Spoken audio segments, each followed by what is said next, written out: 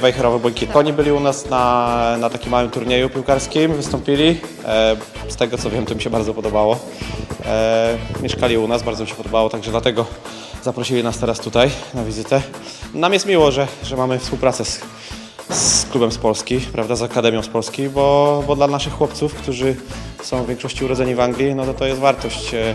Poznali kolegów tutaj, rówieśników, którzy grają, uprawiają sport, tak samo grają w piłkę, więc dla nas to jest podwójna wartość, bo oni jeszcze dodatkowo językowo i kulturowo poznają. W sumie chyba niektórzy po raz pierwszy są nad Morzem Polskim, więc dzieciaków, więc niektórzy nawet nie widzieli polskiego morza. Jeżeli tylko Błękitni kiedykolwiek będą mieli ochotę przyjechać, zagrać u nas jakiś turniej, także my zawsze będziemy zapraszać. Będą na pewno na liście zaproszonych na czołowych miejscach, także to jest, my tu się czujemy bardzo, bardzo dobrze jak u siebie i chętnie ich zaprosimy. Tym bardziej, że na przykład ja prowadzę drużynę U12 i ta drużyna Błękitnych tutaj w tym roczniku to jest taka jedna z lepszych.